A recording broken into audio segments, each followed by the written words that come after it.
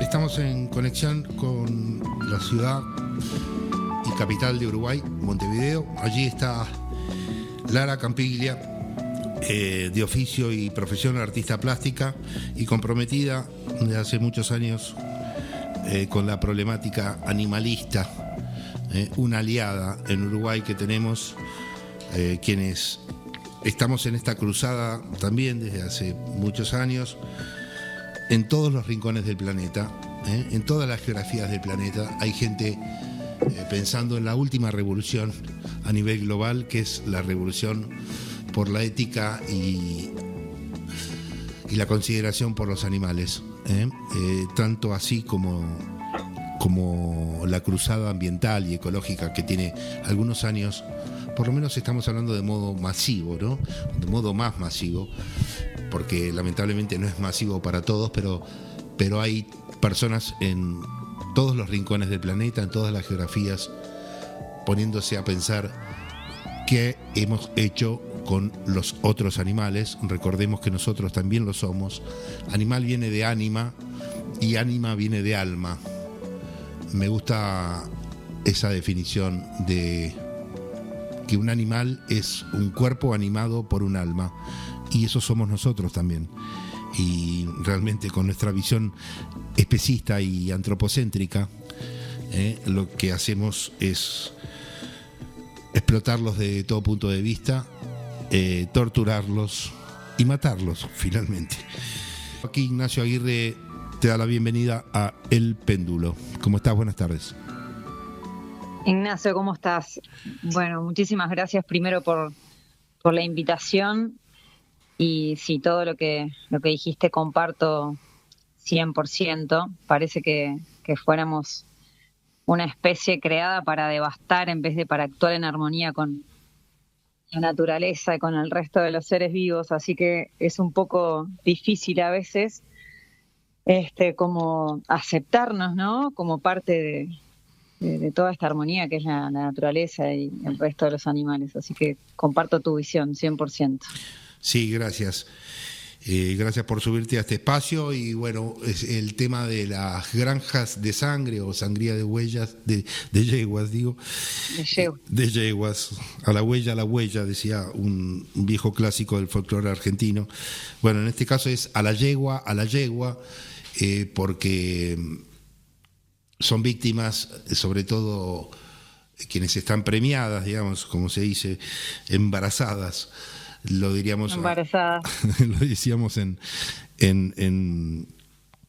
módulo humano, pero bueno, mucha gente desconoce, aún los que son productores de caballos para distintos tipos incluso de espectáculos recreativos, ¿no? O de competencias a los cuales también los sometemos a los caballos, tanto como ni hablar a otras especies, pero también son víctimas del uso y abuso en pos de nuestras inquietudes recreativas, entre comillas, y como también digo, competitivas. Ellos no tienen ningún interés en ganarle al caballo de al lado, por ejemplo, en una carrera en un hipódromo. Con el polo pasa algo muy similar, y tantas otras cuestiones y actividades. En este caso estamos hablando de yeguas que están por ser madres y que se les extrae sistemáticamente, semana a semana, entre 7 y 10 litros de sangre de la yugular para obtener una hormona que se comercializa sin ninguna vergüenza hacia fundamentalmente Europa. Pero vamos a los detalles un poco y hagamos un pequeño paneo y contexto. Bueno, voy a tratar de hacer como una especie de resumen lo más claro posible, porque una cosa es cuando la gente conoce que esto existe, y otra cosa que me ha pasado, primero, para yo entender lo que pasaba, para creer lo que pasaba, tuve que mirar un montón de documentales, tuve que llorar muchísimo, hablar con gente de campo, que es la que me contó que esto existía en nuestro país, y yo decía, esto no puede ser. Entonces tuve que hacer una investigación para poder contar esto y tratar de contarlo de una forma simple, ¿no? Para empezar. Bien. Yo cuando Cuando era chiquita, me acuerdo que pregunté, ahora te escuché decir de premiada, me acuerdo que pregunté, y el término en realidad sería preñadas, ¿no? Y yo entendí premiada porque dije, claro, tiene un premio en la panza. Y toda la vida seguí con esa creencia y muchas veces, hasta hace poquito, lo que pasa que después tuve que aprender los términos exactos para que la gente no diga está de qué habla, porque no soy veterinaria, como bien vos dijiste, soy artista plástica, soy una persona que simplemente está interesada en sentirse parte de este mundo, en actuar en armonía con este mundo, que se cuestiona. Y bueno, ahí aprendo, ¿no? Que era preñada, pero conviví con eso del premio, ¿no? Del premio en la panza. Y estas yeguas, que son seres sintientes, porque muchas personas que no tienen la suerte de tener contacto con otros animales, que no tienen suerte de tener contacto con los caballos, no tienen ni la más pálida idea por un tema de desconocimiento nada más, y sí, que no nos enseñan, que son muy parecidos a los humanos. O sea, ellos viven en manadas, se cuidan entre ellos, tienen unos vínculos familiares, afectivos, y de amistades, afectivos, sufren igual o más muchas veces, que te diría que, mira, estudiando cómo funcionan las manadas de caballos y estudiando cómo funciona el ser humano, no quiero ser una bruta, ¿no? Pero realmente veo madres, yeguas, mucho más madres que muchas madres humanas. Y eso a mí me llama muchísimo la atención. Bueno, eso pasa en todas las especies, ¿eh? No es en los caballos, sí. Lo que quizás los caballos ponemos una mirada, como dije en el preludio del programa, porque tienen una cercanía con el ser humano de hace miles de años, y quizás gocen del marketing, entre comillas, de empatía, algunos, ¿no? Por supuesto no todos, porque está la atracción a sangre, están un montón de actividades que también explotan a los caballos de manera aberrante, pero bueno, esto está presente en todos, lo podés ver hasta en una rata. Sí, exactamente. Las ratas son muy buenos seres humanos. En todos lados. Una rata se lastima una y la otra va a llevarle la comida hasta ver cómo solucionan el tema de que quede encerrada o atrapada en un lugar. Esas son cosas increíbles que de repente en el ser humano no lo vemos que el ser humano pasa de largo. Pero bueno, voy a ir un poco a tratar de simplificar el tema de granjas de sangre para el que no lo entienda. Bien. Lo que hacen con estas yeguas, como tú dijiste, se preñan, o sea, se embarazan, hablando en términos humanos, para que en el periodo de gestación, entre los 30 días más o menos aproximados, 40 de que están embarazadas, vamos a hablar así bien simple. Sí, embarazadas aparte, como sucede con el ganado, artificialmente, ¿no? Mediante violaciones. Sí, el embarazo, la preñez, se puede dar de varias formas. Se puede dar artificial o no artificial. Eso sería como lo de menos, digamos, porque es la parte del proceso menos problemática. Menos traumático. Para la yegua, por lo menos traumático. Exacto, es lo menos traumático.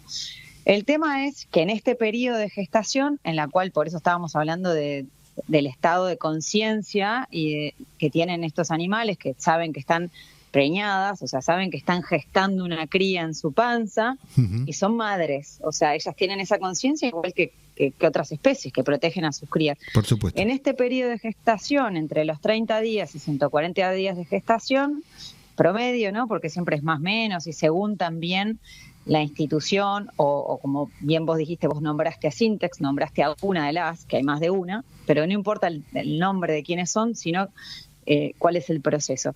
Le sacan periódicamente entre 5, a veces cada 7 días, pero a veces también cada 5, y según lo que ellos mismos dicen, o sea, no sobre lo que nos ha contado gente que trabajó ahí, sino lo que ellos mismos aceptan, están en un promedio de 7 litros por semana. La realidad que nos cuenta otra gente que trabajó en esas granjas es que es muchísimo más. Otra gente a mí me ha contado que lo vio con sus propios ojos, que cuando saben que la yegua no va a soportar más periodos de extracción, porque obviamente lleva un desgaste físico tremendo de la yegua mientras que está tratando de gestar a su cría, más la forma en que la meten dentro de los tubos de extracción, le sacan directamente de la yugular, el maltrato, vemos patas lastimadas, o sea, es todo un desastre.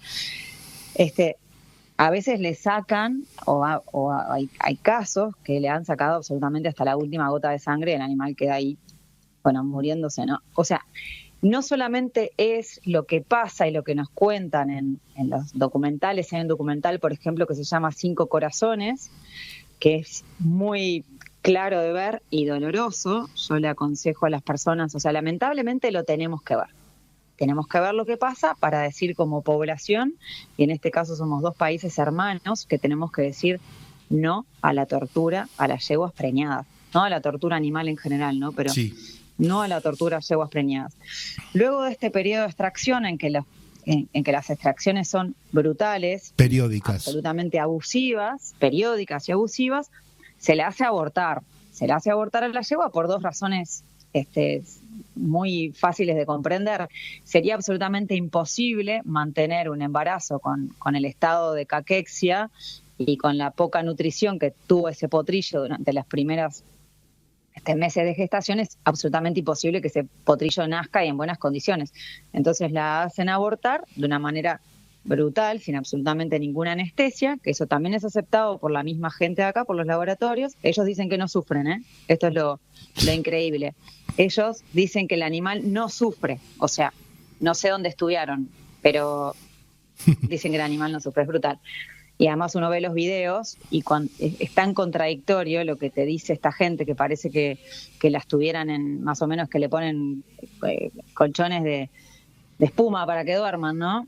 Claro. Bueno, las hacen abortar para luego volver a someter nuevamente al mismo sistema de extracción de sangre, porque y lo que buscan extraer es una hormona que se llama PMSG, gonadotrofina coriónica equina, que además de todo, esa hormona para lo que sirve es para acelerar el ciclo reproductivo en otras especies, para sincronizar los celos, ¿no?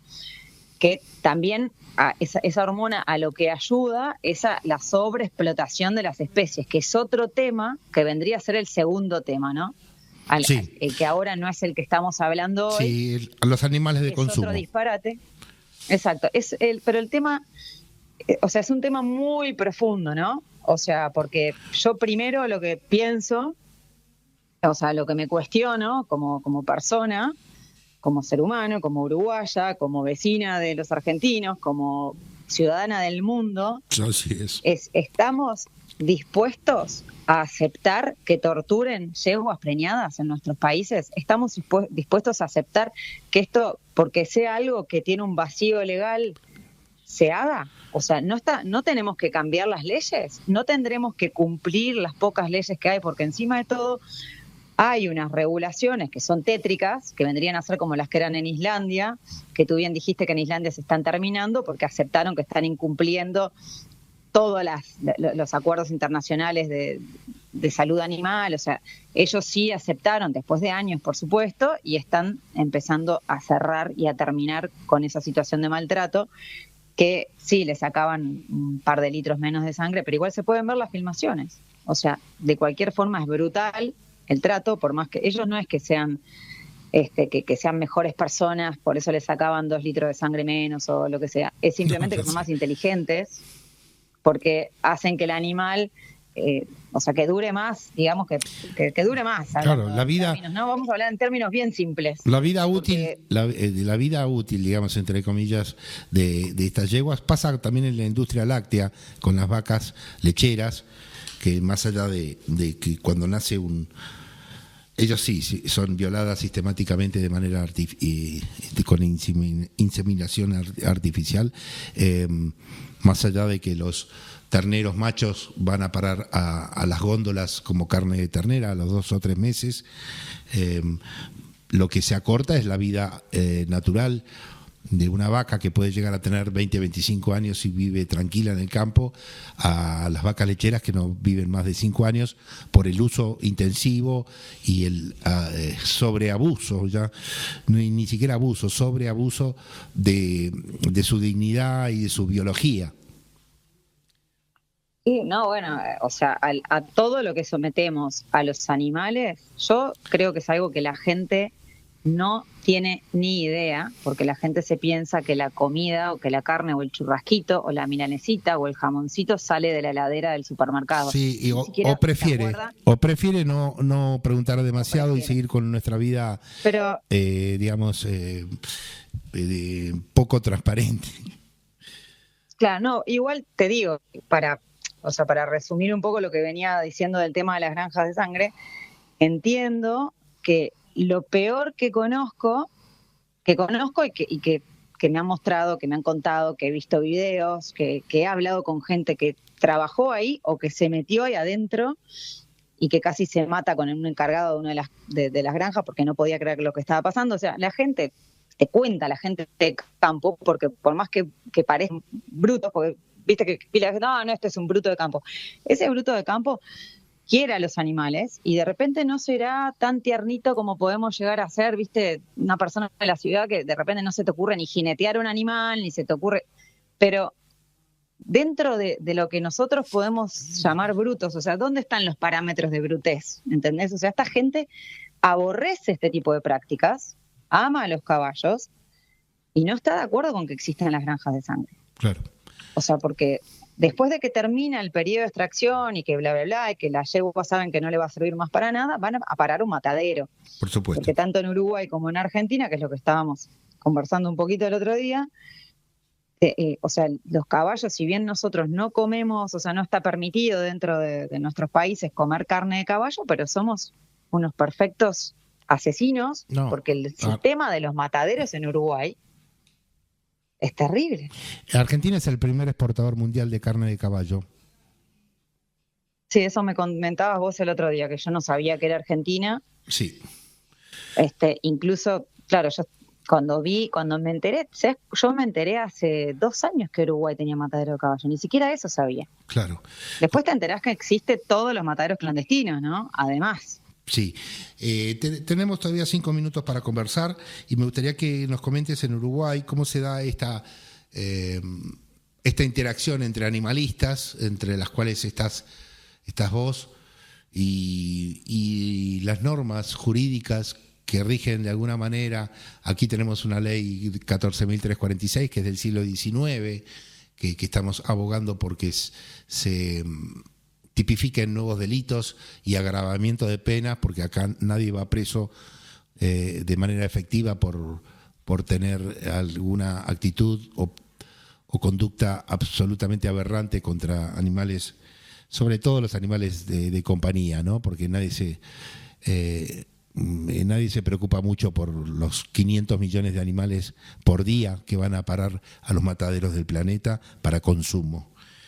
Pero en Uruguay, ¿cómo se da esta dicotomía entre lo que dice el Estado? He leído algo por allí de la dependencia que tiene que ver con la ganadería, que esto en realidad no es tan malo, no es tan aberrante.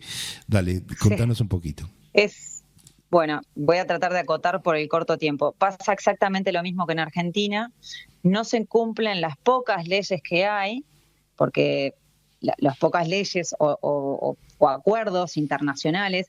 Hablé con un legislador, por ejemplo, que ya hace 2 años de esto, y me dijo: Uruguay se defeca en los acuerdos internacionales, para que te hagas una idea. Claro.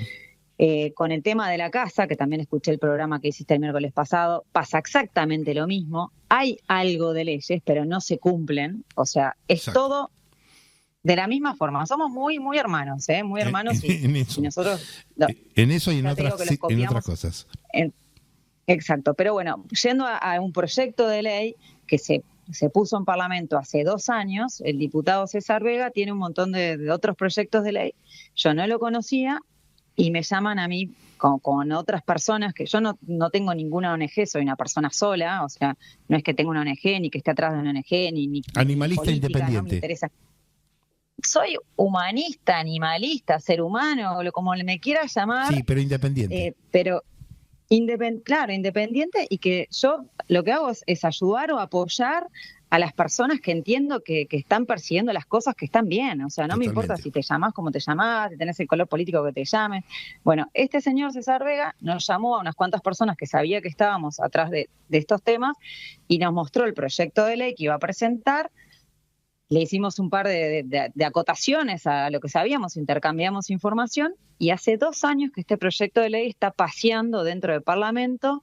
En nuestro sistema político, el proyecto de ley va a una comisión. Fue primero una comisión de ganadería. Esa comisión de ganadería, al año de estar jugando con el proyecto, dijo: no, a mí me queda incómoda, tomá la voz, Comité de Bienestar Animal.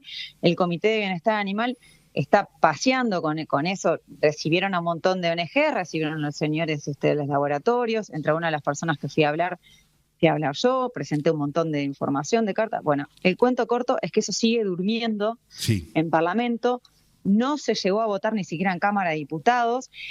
Y lo más, esto que vos también me preguntaste hace un rato, o le preguntabas a esta otra, bueno, y uniendo un poco el tema de la casa, ¿no? De cómo pasa con las leyes de la casa. Sí.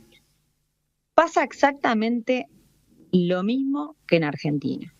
O sea, las ONGs van y se pelean entre ellas, y de repente hay alguna que hay ONGs que la verdad hay gente divina trabajando dentro de esas ONGs, pero hay otra en otra ONG que se peleó con esta otra. Entonces hay muy poca gente que esté actuando coordinadamente para que las cosas, o sea, hay un orden, ¿no? En articulación. Articulación es la palabra. Claro. Exacto, o sea, sabemos que está pasando esto. Bien. Bueno, granja de sangre. ¿Estamos de acuerdo que pase o no pase? Existe la hormona sintética, además.